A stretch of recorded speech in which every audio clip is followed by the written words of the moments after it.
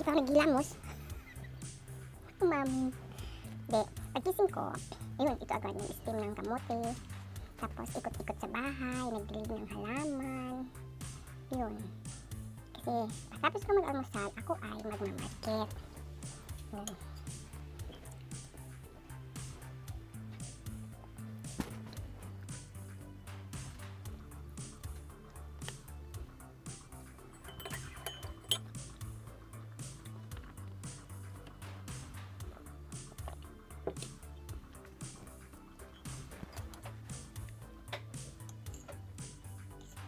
Lalabas ka?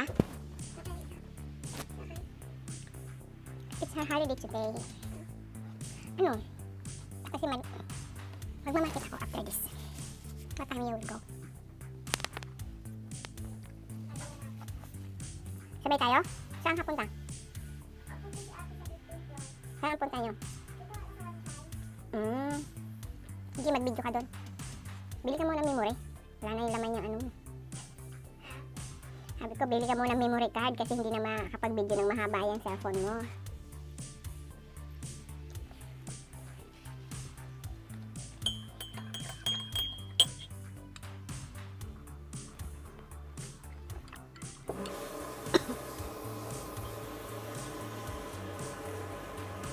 Yung butter nag-melt. Nilagay ko kasi sa microwave kasi sobrang tigas. A week ago, may news na ngayon daw January 23 ay bababa yung temperature sa 1. Pero ang init-init wala naman lamig.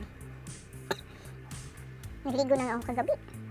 Eh sabi ko kung biglang lumamig na yung umaga, matatakot na akong maligo. Wala naman! Nakahanda yung kumot, agoy, ang init-init, nagbukas kaya ng bintana. Kaya hindi mo talaga pwedeng panghawakan yung mga news. Wala rin pinagkaiba yan sa pag-asa sa Pilipinas ng mga weather forecast. Masyado nilang pinangungunahan ang Diyos, diba? Ano? Pagising ko, wala na si Sir. Di ba sabi naman niya kagabi, alis siya ng maaga? Pero siguro umalis siya ng mga past 7 kasi yung newspaper nasa loob na. Sabi nung amo kong lalaki kagabi, maaga siyang alis. No need breakfast. Eh di kahit maaga ako nagising, nag-inat-inat sa higaan.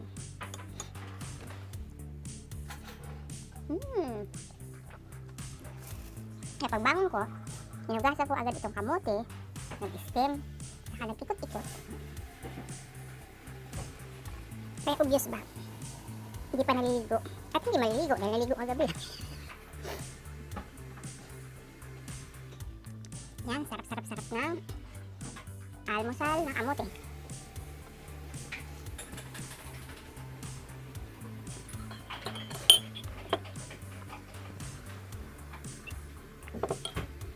Sarap ng kape. Wow.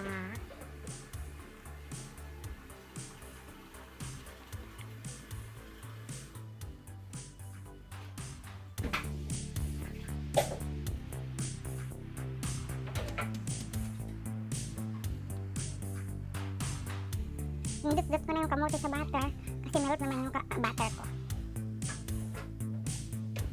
Bili nga akong margarine. Wag na lang itong butter.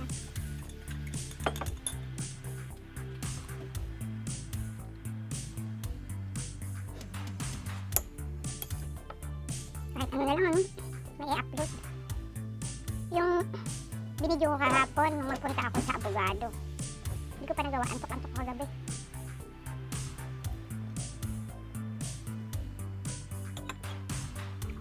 Ang kamote. Mamaya ito, alam na. Pag may magpaputok, yun na yun. Di ba? Mas masarap itong kemots kaysa bread.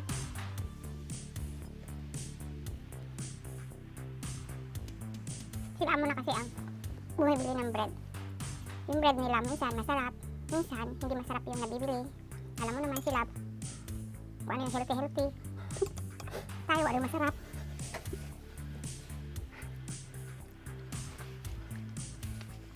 Kahapon nag-market ako. Ayan.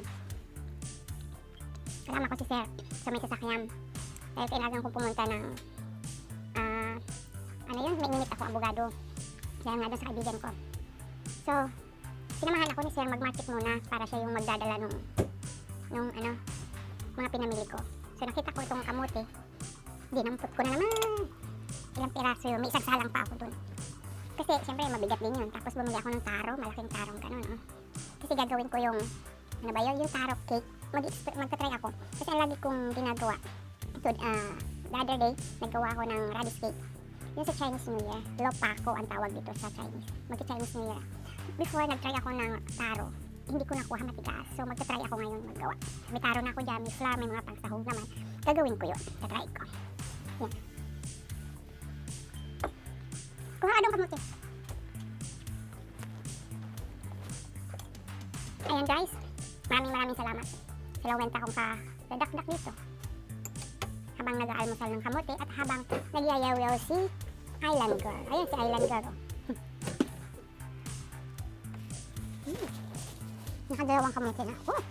Mamaya, may putukan. Utot na. Mamaya, ututan. Pag may biglang sumingaw, huwag na magtaka. Sunod-sunod na naman yan. Wala nga kamote, laging utot. Hap ng kopi ko. Bilis. Lumig ng ano, kape. So, maraming salamat guys. Magbibihis na rin ako at ako'y magmamarket. Ano oras kaya alis? Mauna ko sa'yo? Mahari na lang. Bakit maliwanag? Alam mo, nakapagtulog pa ako. Habang naligo kagabi. Ayaw ka? Aray. Ano? Okay ka lang? Hindi mo pa naubos yung isang kamote. Nag-uumpisa ka na dyan.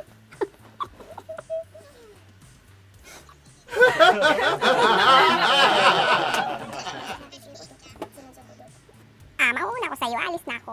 Dahil kailangan makabalik ako. Agang init-init eh. Yun. Kabalik ako ng magang. Madamo man. Yung binili mo man. Oh, ayun ka oh. Island Girl. Nagyayaw-yaw ka. Kami yung kasama ko. Sige na ang paputok. Ay, Diyos ko. Wag lang may amoy ha. Di pa tapos mag-amoy. Ay, pumunta ka na sa banyo. Ay, maghilamos na ako. Delikado, ano. May lakas ko.